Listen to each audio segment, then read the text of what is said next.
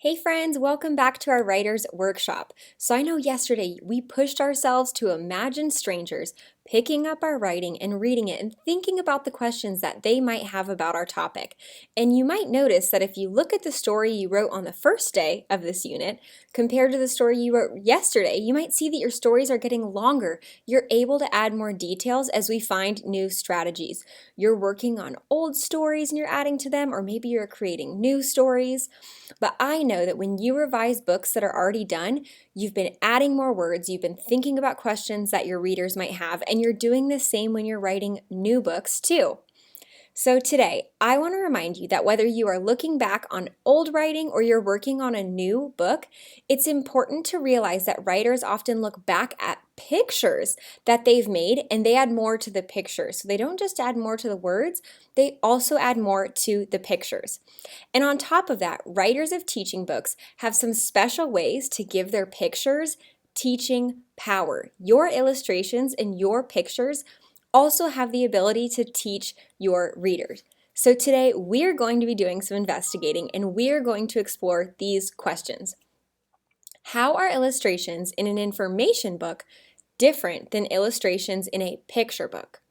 And what are some of the special techniques that information books authors use to give their illustrations teaching powers? So we're looking to see how are information books different from fiction books, and then what are the special techniques and strategies that authors use when writing their information books and writing those pictures, drawing those pictures? What are those special strategies they use?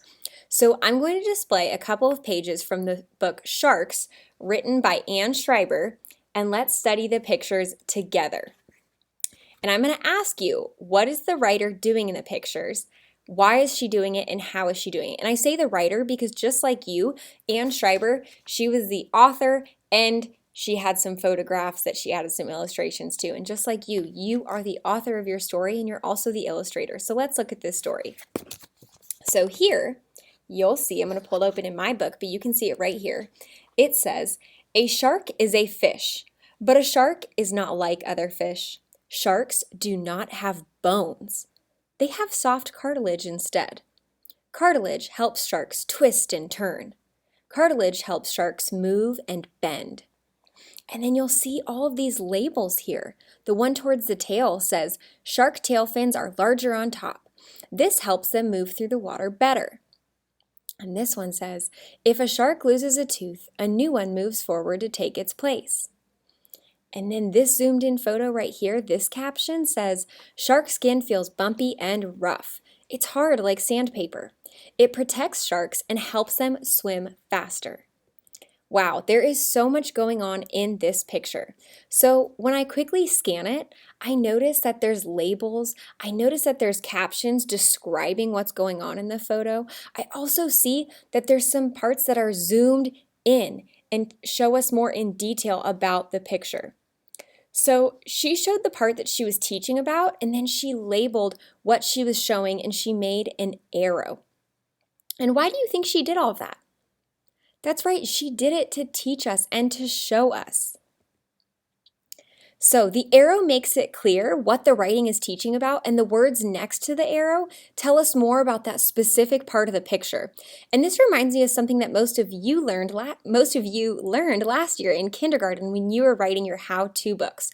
You used labels next to your pictures to help your readers learn, and sometimes you drew an arrow to the specific part that you were teaching. And we do this because it teaches us more. And we see that Anne did this to tell us more about the fin, about the tail, and to tell us more about their teeth, right? And then she zoomed in right here to show us zoomed in what it looks like when you zoom in and you look real close at shark's skin. So that's something cool that she did with her pictures. She added labels, she added captions, she described what was going on in the picture, and then she even did a little bubble where she showed a zoomed in part of the shark's skin. Maybe that's something that you could do with what you're writing about. So researchers, as you are working, I'm going to add to our How Can I Teach My Readers chart because I can tell already that you are learning so much about including pictures in your books, and I want to capture your thinking. So today we looked at, when we look at our pictures, we want to try to see if we can add arrows, if we can add captions, if we can zoom in and show something close up. Something else I want to point out that Anne did and that you can do in your writing is to write in twin sentences. So here's what I mean when I say that. When you're writing in a twin sentence, you write your first sentence and then you look at that sentence and you think, ooh, is there something I could go a little bit more detail in about this sentence? So let me show you how Anne did this. Anne said, sharks do not have bones. They have soft cartilage instead. So she said they have soft cartilage instead. She could have left it at that. But then she looked at that sentence, they have soft cartilage instead. And she thought, well, maybe I should tell my readers what cartilage is. So she wrote another sentence that says, cartilage helps sharks twist and turn. Cartilage helps sharks move and bend. So she told us what the point of cartilage was, why it was so special. So like I said, that first sentence, she just said they have soft cartilage instead. And instead of ending it there, she added on to tell us more about cartilage. The example in the chart right here is the friend wrote the sentence, dogs like biscuits, period. They didn't leave it at that. They went to tell us more. They said biscuits are like cookies. So friends, sometimes you'll sit and you'll think, oh, I'm done, which y'all know when you think you're done, you've just begun.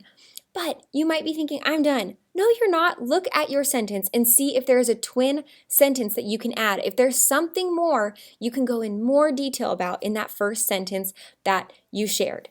So we've added that to our teaching chart. So, writers, I want you to look back at all of the information books that you have written in this unit. And I want you to examine each book and I want you to evaluate what's going well and maybe what isn't. And I want you to think especially about the power in your illustrations, but reread the words too. I want you to think about whether or not you have something really interesting on every page. You want your readers to be so excited and to be learning something new on every page. And once you have evaluated your books, I want you to think about what parts you want to improve. Maybe you're thinking you want to add more detail. Readers, please pardon the interruption. Maybe you want to add more detail to your pictures. Maybe you want to add some labels because you want to increase its teaching power. So I want you to look back and kind of come up with a goal for yourself. What's something you want to improve on in your stories and what's something you want to add and work on? And I'll show you one of my friends, their work, and what they realized as they've been writing their story. So my friend has been working so hard about their story on bricks, their teaching book about bricks. They're experts in bricks. And they found that sometimes it's helpful to divide the picture area into parts.